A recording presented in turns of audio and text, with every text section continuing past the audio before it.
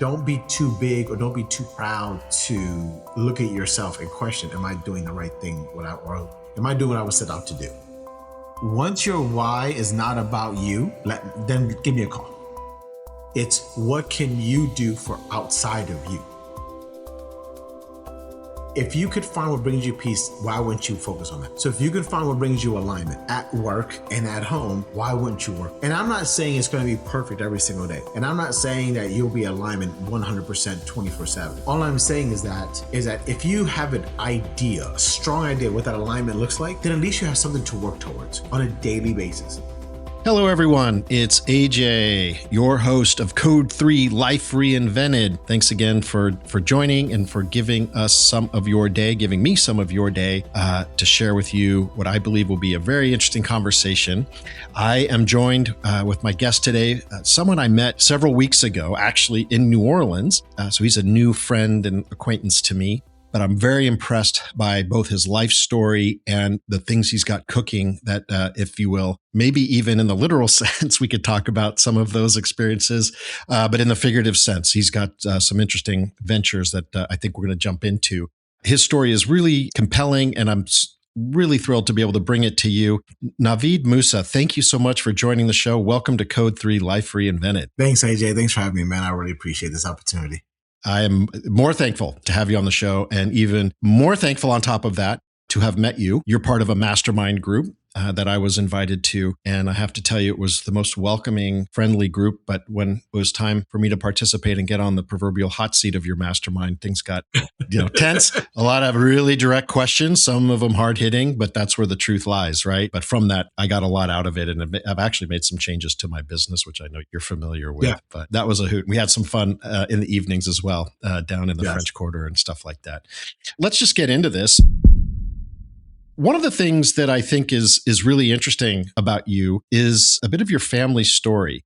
I know in this podcast, we talk about life reinvention, and I think you certainly have a fair amount to say there. As you shared with me your family story and how they came to America, I just was thinking in advance of this call, like how any of that story influenced who you are today or influenced the decisions that you have made in your life. So if you mind just taking a couple minutes and sharing a bit of your family history and how you got over to the States and what informed you from your family and your parents and from that journey. So my family was forced out of Africa, Uganda, in 72. And I wasn't born yet. I'm born in 75. I was born here in the States. So I'm a U.S. citizen. But they were forced out underneath some very strict conditions. It was, you had 90 days to leave the country. If you didn't leave in 90 days, on the 91st day, you were basically executed on the spot and in a pit and thrown to the pit. You had to leave in the 90 days with one suitcase, no more than that, with whatever money you had in your house or on yourself. Bank accounts were frozen. Everything else was,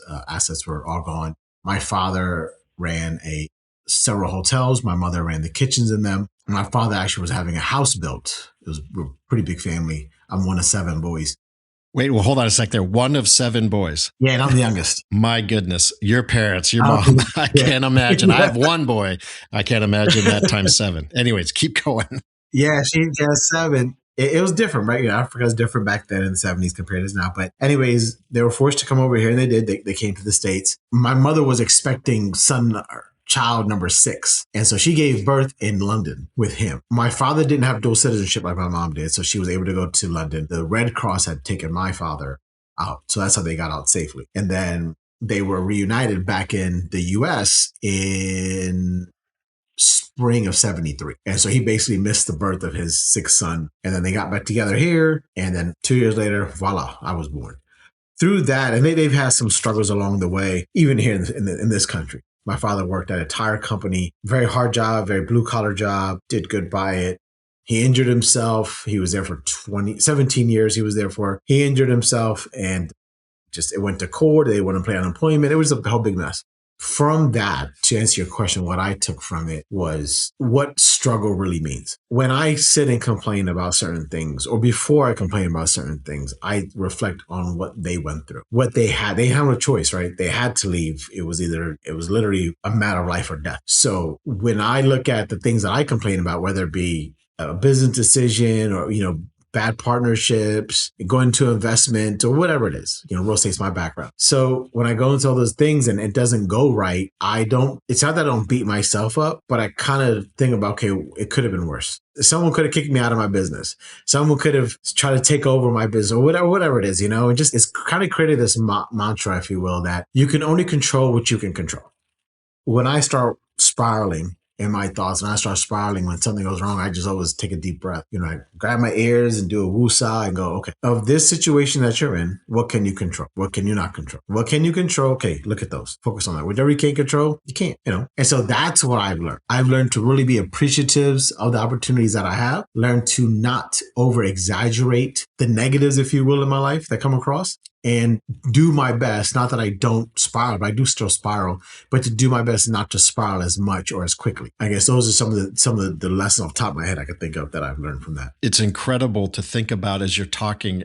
Even this is the second time I'm hearing it. I just can't do anything but shake my head in disbelief that I can't imagine being a parent, anybody, much less a parent. And they were in Uganda, if I remember correctly. And this was the Idi Amin regime, right? Yep. To have young boys and to be told you have 90 days to get the heck out of the country. You're allowed one bag, beat it. Otherwise, we're going to line you up in front of a pit and shoot you in the back of the head. I mean, hate to be so graphic, but that was it. No, that was it. You're telling the truth. You're telling the truth, right? There's actually a movie, Last King of Scotland. That's the movie that was based off of that. A tough movie to watch at times. Brilliantly acted, as I remember. I'm so grateful you share that story, and I get so much out of it now the second time about the courage that your parents must have had and people have when they're facing those circumstances, and what is really struggle, and puts a whole lot in perspective in my own life when I think I'm spiraling or have some struggle challenges facing me that feels pretty insurmountable. Well, that's nothing compared to people who are told by their government, you've got 90 days to get out of here and all you get is one suitcase or you're dead. I can't put that in a way I can think about it, but it's an incredible thing. And the sacrifice your parents made and your dad not to be there for the birth of one of your older brothers, can't imagine as a parent of two children. They overcame that adversity and I'm sure incredibly trying circumstances, raised some pretty great kids. I only know you and the family, but I got to believe the rest of your brothers are a lot like you and they're pretty remarkable people. So anyways, thanks for indulging me there. It just is important, I think, as we think about who we are and where we come from, how we all arrive at where we are and how those circumstances can inform who we are in life now. Thanks for doing that. I want to see if we can jump into a little bit about your career, because you are a real estate guy, so to speak. You were, done a lot in real estate. So let's talk about that career and what you were doing in real estate. I mean, I've been doing it 25 years. I never did the traditional stuff, right? I never did if John and Sally want a home for their 2 kids and dog and cat. That's not me. I've never been that guy. I've done investment real estate. I've done foreclosure work. I've worked for banks to represent them. I've done investment properties, and that's what I've kind of gone into and been in that wheelhouse for 25 years. And that's evolved to where now I'm buying my own properties for myself, investing for myself, and that's evolved to teaching. So now I teach people how to invest, whether it be full-time or part-time. I've created strategies for people if they want to leave their full-time job and to get into investing full-time and stuff like that. So it's led me all over the board. The thing I love about real estate, AJ, is all the verticals that are in there, because it's not just real estate, right? Nothing wrong with staying in real estate, don't get me wrong. But I've never been a patient person. I've never been a person who just sits in one area. So to me, the opportunities of starting and being part of like taco trucks, so that's another business. Starting, being part of a dealership, an export company, construction, property management, a camping ground. So all these different verticals are, real estate provided to me. Because if it wasn't for real estate, I couldn't have made the money to invest into the top, right? It was my brother's vision. It's his business. He just needed some seed money. And he's a great cook. I'm a great cook. And so, that was one great opportunity where another family member, another brother, he was in the export game, but he wanted to do dealership stuff. So I had operations background before I got my real estate license. So I was helping to get into that. And so I was able to get that up. And then people are like, well, how does real estate and dealerships, how do they cross? Well, he needed a dealership. So he needed to find a real estate for the dealership. So I was able to use my real estate hat to find a dealership to purchase, right? And then the campground is just all full circle. So check this out. We have the dealership. The dealership has a service department. Our mechanic in that service department had an RV trailer. That RV trailer was sitting inside an RV park. That RV park got a notice of foreclosure from the sheriff. He had no clue what it was. They put this foreclosure notice on a tree. He takes it off, brings it into the dealership. He goes, "Hey, Navid, I know you have a real estate background. What's this mean?" And I'm like, "Oh, this is a foreclosure notice, a sheriff's sale. Where did you get this from?" He was like, "Well, my RV park, the place I put my RVs at year round, me and my buddies, this was on there." I'm like, "So it's going to be going up for sale." So I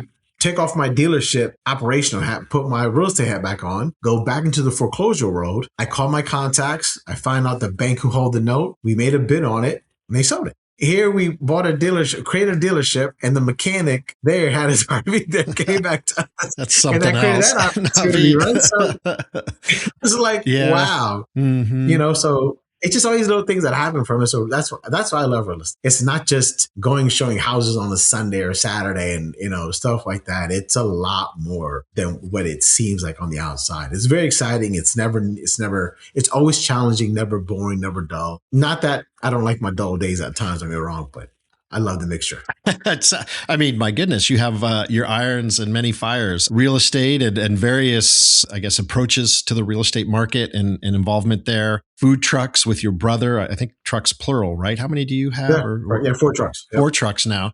A campground, and what am I missing? I think there's one other that I didn't get to. The dealership. Sorry, you've said that multiple times. No, listen, I forget too. Sometimes I'm like, there's something else that was there.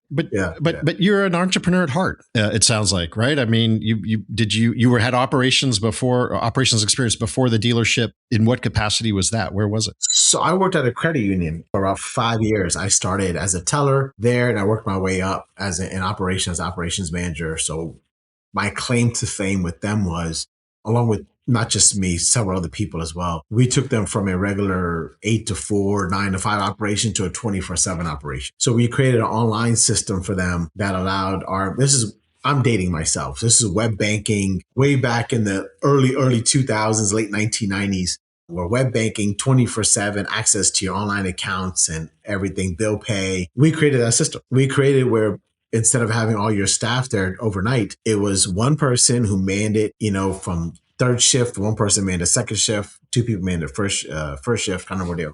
So that was my operational background. We created the first 24/7 banking system around. And so I just took that and started using that to help other companies build their operations manuals. Got it. Okay. That part of your career I did not know. So thanks for sharing that. We in this mastermind, we had some really soulful conversations. And I think that's one thing I really admire about you is that we really connected on that level. You've got a new venture that you have coming out that we talked about at this mastermind. Is there anything you want to share about that and how it fits into everything that you're doing? The new venture I'm doing is I'm a father first before I'm an entrepreneur, before anything. My kids come before everything. And I know that could kind of come off in a particular negative light, depending who you are or how you are. I want to shine a light on it in a positive way for everyone. So I think you can have it. I think you can be a parent first and still maintain your integrity to them and maintain your integrity to the business. I know a lot of people look for this life balance stuff, and I just say, listen, it doesn't exist. But just because life balance doesn't exist doesn't mean you can't have some sort of balance within it. So this new venture, basically what I call Parentpreneur, is just one of where... Can we say that again? Let's just say that one more time because it's a cool term. This new venture I call Parentpreneur. Parentpreneur. Yeah, being a parent and being an entrepreneur, right? Marrying them together. Mm-hmm. Over my tenure of like I said, of being in real estate and these different businesses, I have gotten lost in just being the boss first, being the business owner first. And I've come home, taken my anger out verbally on the kids, things I'm not proud of and whatnot. And so, it's taking a toll on my marriage. Obviously, that's no longer there. But I've learned from those things, right? And they were all hard lessons that I didn't need to learn the hard way if I just put like my ego and pride to the side. This Parentpreneur immersion that I'm putting together is to tell parents, look, you can be self-employed and still be a parent and not compromise who you are as an individual. You can take your work home in a positive way. I know you don't want to at all times, but you just may have to. And how to articulate that to your children or child. I'm guilty of it. I'm not going to say you or AJ or anybody else is, but I do know for a fact there are other people that I know are guilty of saying the same thing to our kids. Like when their kids say, hey, look at this or do that, or why can't we do this? Sometimes we say dumb things like, well, you know how you want this video game? Well, daddy has to work. You know how you want this? Or daddy has to work, right? We use our children's gifts and the lifestyle we've spoiled them with as an excuse for us to keep working, right? And they didn't ask for it. Yeah, they you're didn't. right. Yeah. They didn't ask for it. Nope. On a side note here, like as a parent, in my opinion, we parent three ways. It's what we had as a child that we love, so we integrate. There's what we had as a child that we wish we had as a child. We wish we had it, so we do our best to integrate that. And then there's what we disliked. And because we dislike it, we want our kids to dislike it. That's not necessarily a positive way to do it. Low level fruit, broccoli. If I didn't grow up liking broccoli, then my kids aren't going to have broccoli. There's no broccoli in the house. Nope. But broccoli is good for you. Right? Yep. And then there's things like, oh, I wish I had this. Why did my dad give this to me? I'm going to give it to my kids. And you realize, crap, this is why my dad never gave this to me, because he knew the downside of what this was going to cause. And so when I look at all that, and when I think about what it is to be a parentpreneur, it is taking humility. It is taking your pride. It is taking your knowledge. It is taking you being humble and putting all that together and saying, listen, I can communicate to my staff and to my children on a level that doesn't make either one feel guilty, doesn't make me look like a piece of crap, and doesn't make me feel guilty. Because I think that's the number one thing. Being guys like us who are self-employed and who wear so many different hats, we have this guilt that sometimes the success we haven't earned it. Sometimes we have this guilt that are we not present enough in our children's lives or in our significant others' lives? So then what we do is we diminish our work capacity to compensate what we feel is being diminished at home. When in fact, if you just sat down and took inventory and took stock, by that I mean ask your kids. That's what I do. My oldest one, I say, listen, I apologize to my oldest. It's a running joke. I apologize to my oldest son all the time. I said, look, you're the first time I actually became a father with you. So I'm pretty sure I screwed you up a little bit, and I apologize for that. I said, because I was learning a lot myself. But tell me what I could be doing better as your dad. I ask him at least once a month. And I asked my youngest one, he's 12. I asked him, I said, hey, how am I doing? At first he's like, what? And I said, well, now he knows. I'm like, how am I doing? And he's very honest. He'll say, Dad, I think you're doing great. Or sometimes he's like, these past couple of weeks, you've been on your phone a lot more than normal. And I was like, yeah, you're right. I have been. It's because I was working on this project and somebody quit and I had to take over. It just became crazy. And what I love about those conversations, AJ, with both my kids, is that my son, this example, when he called me out being on the phone, he goes, well, don't you have a system in place? If someone's not there, someone else can jump in right away. And I said, I should have a system in place. I said, you're absolutely right. Which tells me he pays attention. Oh, they pay attention. All right. He tells me he pays attention, right? So it was kind of cool for him to, kind of throw it in my face and, well, Dad, you have systems. How come your system? And I'm like, you're absolutely right. My system didn't work for this. I need to go back and adjust it. And that's why I was on the phone. But thanks for bringing it to my attention. And so I asked him, how can I make it up? And sometimes he'll say, it's okay. You don't always do it. It's just once in a while. It's a mistake. We all make mistakes. I'm like, oh, thank you. Thanks for forgiving me for that. It feels good. So I think that world does exist more than we realize it. We just don't put the time and effort into creating that. And I want to help people create that world. Love it. Right? Because if there's a dream that you want to have or follow or bring to life, and you are a parent, how do you do it? How do you balance it all? It's a daunting task. So I'm excited for what you're going to be rolling out and introducing to the world. And we'll talk about that in a little bit, about how people can get involved with all that. But from where I sit, my kids, they're in their 20s. And so my relationship is a bit different. But if you're starting out and the kids are young and wherever they are, yeah, it's a tricky line to road to hoe, so to speak. And so I think what you're doing there can be fantastic to really help people out so they can live their dreams and be great present parents and all these things. So I hope. Yeah. Well, you give them the tools and the frameworks and the guidance from your own personal experience. Yeah. Thinking of your whole personal experience, how do you think about success? And what is success to you? And if you were to sit down in your backyard and say, Navid, I'm successful and it's based on this criteria, what is that criteria? How do you see it? So I think it changes different phases of your life. I think success at 25 and success at 50 are two different definitions. As sitting in front of you as a 50-year-old man, success for me is time freedom. Is if it's Tuesday at 10 o'clock and I just want to bang out and not go to work, not take any phone calls or meetings because it's a beautiful day or I just am tired, just want to call in, I am able to do that. I'm able to say, hey, cancel my meetings for today, reschedule everything for next week. I'm off the grid today.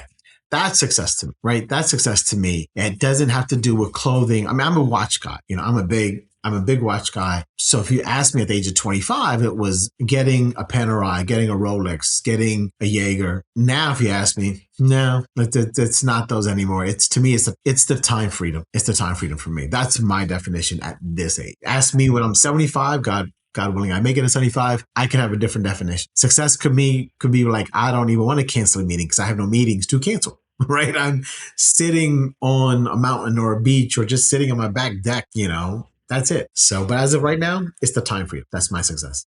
That's a great way to think about it. And we all have our versions of success. I mean, I encourage people, those who listen to this podcast regularly, that you have to be really radically honest with yourself and what you truly care about. And once you understand that, and you've cut through the noise and the BS and the thises and the that's, and you lock into what's really important, your core values and how you want to spend this incredible gift of time that we have on this planet, things become a lot clearer. And I think you're spot on that our versions of success change. And I think, in my perspective, I think that's hard for people to recognize.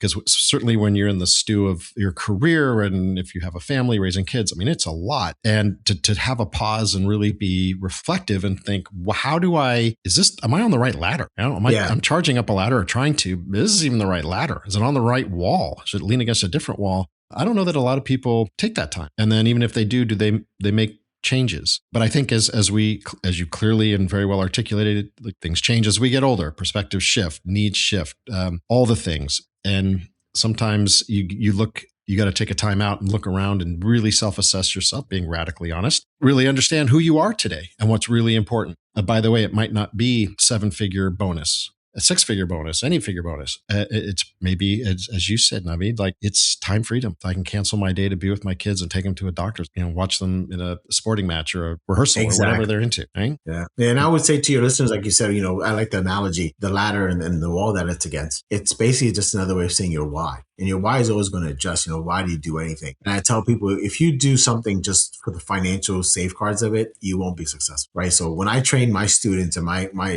mentees, and I was asking, what's your why? I turn away more people than I accept, because usually they say it's money. Real estate makes me a lot of money. Yes, it can, but it's not just going to happen because you get your real estate license or because you know how to buy real estate. It's more than just that. So not saying it's a bad thing, but if that's the only why you can think of, plan that it'll be a short-lived why in a short-lived career, whatever that may look like. So yeah, and as you get older, I would challenge you, anybody, you, AJ, me, Navi, anyone listening to this podcast, future guests, present guests, past guests, to always take the inventory on yourself. If you feel like you put it, am I on the right ladder? Like, is this even the right positioning to do? Like, okay, if you're asking that, then maybe you should look at your why again. Where are you at? Maybe your why from 2 years ago and your why now is different. Maybe your circumstance changes. Maybe you got divorced. Maybe you got married. Maybe you had a health situation, a health scare. You and I have had health scares ourselves. Just all these different things. So it could be anything, but don't be too big or don't be too proud to look at yourself and question, am I doing the right thing? Or am I doing what I was set out to do? And when you send those potential mentees away, right, because their only success is, well, I just want to make a boatload of money. I'm like, I don't think I'm going to be able to help you. Or go do some thinking and come back. Like, what do you tell them to go think about, or given your real estate experience, who you are? I'm very brutally honest. Okay. If you had noticed in New Orleans, I'm extremely brutally honest. I love it. And I tell them, I said, look, once your why is not about you, let me know. Say that again. Let's dig into that. Once your why is not about you, then give me a call. That is a really interesting thing to say. Yeah. When your why is not about you, who could it be about, or what can it be about? It could be about you. Maybe I'm a very religious person, right? So it could be, maybe your why is, I want to build a church, a mosque, a synagogue, a temple, or whatever. My why is to build a school for my community. My why is to build a well for I'm from Africa, right? My family's from Africa, Uganda. So maybe I want to build a well over there, a water well. My why is to give back to the YMCA, to the homeless shelter that I came from. My why is to donate books to the library. There's so many whys that are out there that they should, in my opinion, be not only you. It's what can you do for outside of you? This podcast is not very old, but I've not heard someone say when your why is not about you. And I think that is incredibly compelling. And when people say to me, like, I don't I don't know where to start on this path towards fulfillment, more meaning, and more purpose. My quick answer is do something in service of others. And if you don't even know where to do that, if it's just a quick conversation, I say, go make someone's day today. Just go figure that out. It could be anybody. Just go make their day. Say something nice. Pay for the coffee and the lunch for the person behind you, or the veteran sitting across the cafe, or whatever it is. Whatever, yeah. Just try to make someone's day and see how that feels inside. And you're not looking for a thank you. Yeah, sometimes I'll tell people, find what brings you peace. I'll ask that question. So what brings you peace? And you'll be surprised. A lot of people are like, I actually never thought about that. Okay, good. Think about it. What brings you peace? If you know what brings you peace, why wouldn't you focus more on that then? Then you'll be at peace. So whatever brings you peace, focus on that. And if you got to reverse engineer, what bringing me peace would be like curing world hunger. Okay, it's a huge, lofty goal, but all right. How do you think you can cure world hunger? And reverse it the best you can. You may not cure world hunger, but if you can solve 0.25% of it, that's a lot better than what it was before. You bet. You bet. One of the things that came out for me on this mastermind where we met in New Orleans in November was around, and this actually came out after I'd been on my 2 hot seats. We were each allowed 2 hot seats, one for each of the 2 days we were there. And as I sat down after my second hot seat, I was processing everything that I'd heard through that mastermind. And then it hit me like a freight train. It was an aha moment. The light bulb went off. Put another way, it was like the clouds parted and the Rocky theme song started playing, whether it's Eye of the Tiger or something. I don't know what it was. This super powerful, visceral, sort of emotional welling up inside of me, like, oh my goodness, I think I just hit on something. And that is this, that the problem that what Moore was solving for was this notion of career wellness. And now what hit me is I'm not actually solving, and Moore is not actually solving the career wellness issue, but it's around alignment to who we are. And as I sat with that, like, okay, so what exactly is this alignment? And the way I'm defining it is alignment is when your authentic truth, your actions, and your ambitions are not in conflict. They're in concert with each other. How does that land with you? Because it sort of builds on what you're saying, what brings you peace. I mean, it's some element of that, isn't it? If you could find what brings you peace, why wouldn't you focus on that? So if you could find what brings you alignment at work and at home, why wouldn't you work? And I'm not saying it's going to be perfect every single day. And I'm not saying that you'll be alignment 100% 24/7. All I'm saying is that if you have an idea, a strong idea what that alignment looks like, then at least you have something to work towards on a daily basis. And the day you feel out of alignment, the day you feel you're just not in sync with something, take a reset and be like, okay, why do I feel this way? What's off? And it could be like, you know what? Like me, I go to the gym every day and I pray every day. So if a day I didn't go to the gym, I'm like, whoa, my day is all ruined. If I didn't go to the gym, I can tell I didn't go to, right? Because that's part of my daily routine. So I was out of alignment by not going to the gym then. And it threw everything else off. That's okay. It happened. I recognized it. I course corrected and I started the next day off better. And I think part of that should be implemented where the forgiveness is. But no, I think it lands just spot on. If you can find what that is, just work towards that every single day. To that 1%, as they say, 1%, just get close to 1% every single day. I love it, right? Just a daily practice, micro step, micro action, big action, whatever it is, just build that muscle and have that accountability with yourself, which can be hard. There's no doubt. There's no doubt. Ask my dentist, like, how often do you floss? I hate that question. You flossing every day? Oh, kinda. Guys, leave it at that. Don't ask any more questions, dentist. I know it's the right thing to do. Just a little bit. It takes 1 minute. My goodness. You're better than me. When they asked me, they said, how often do you floss? I said, well, obviously not enough for you to ask me that question. Is this a trick question? Yeah, exactly. You're setting me up, Doc. Anyways. Yeah, exactly. Let's talk about next year. So we're recording this towards the end of 2025. What are you most excited about in the next year in any capacity in your life? I'm excited about school community that I'm going to be launching. That and my Parentpreneur, both of those things. So I have the Parentpreneur immersion, which I spoke about already. And then I have the school, the SKOL community I'm launching, which is basically I'll have all my 20, 25 years of experience are going to be online, all recorded, on demand version. And then once a month, I will do a live call for 1 hour. Whoever hops on, I don't care. You can ask whatever you want to ask. Real estate related, investment related, whatever, relationship related. Essentially, I'm looking forward to that because I love talking to people. I love hearing their stories, success stories. I love hearing their challenges. And I like having conversations with people so I can help them do break. So I'm very, very, very excited for the Parentpreneur immersion and the school community. There's other projects, but I would say those two really, really light me up in a good way.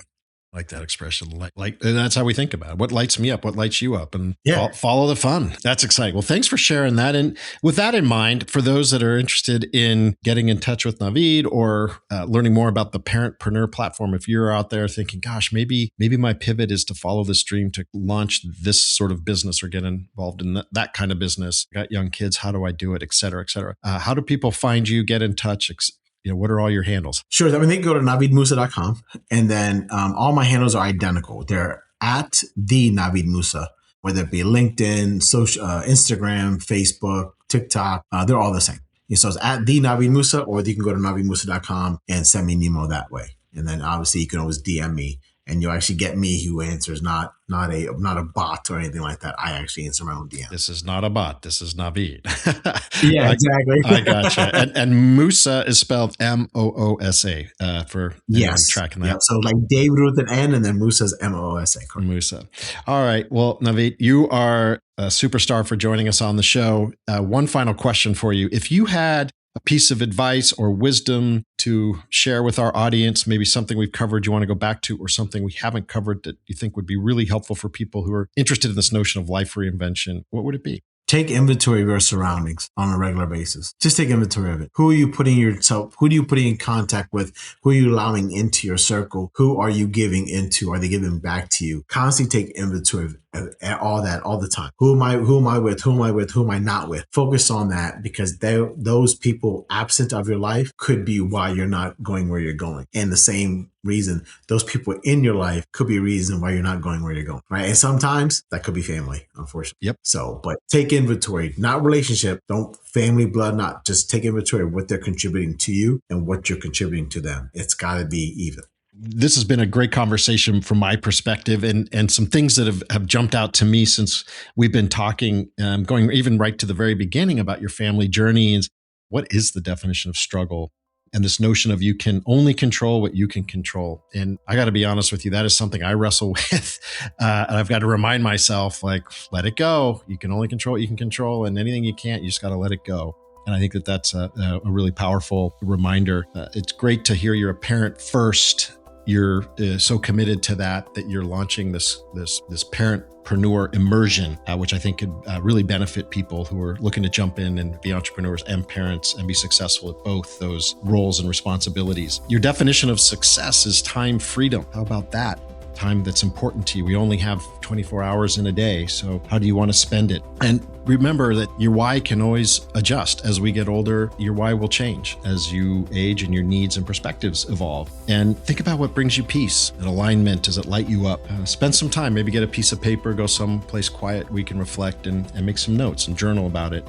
At least bring that thought present into the forefront of your mind. I thought were some really, really great points. So thank you so much, Navid. It's been wonderful having you on the show. Listeners, if this conversation resonated with you, I invite you to explore our website, bemorealigned.com. It's the home of my company, More, and a place and a destination for accomplished professionals who've been successful but know something no longer fits. More exists for those at a crossroads, ready to move beyond autopilot, get radically honest. There I go again. I love that term, radically honest, and build a life that's actually aligned with who they are now. You can always reach me at hello@bemorealigned.com. I'd love to hear from you. Any thoughts, feedback, ideas for the show, what's going on? That would be wonderful. And remember, life doesn't wait for the perfect moment. It waits for the one where you decide to stop settling.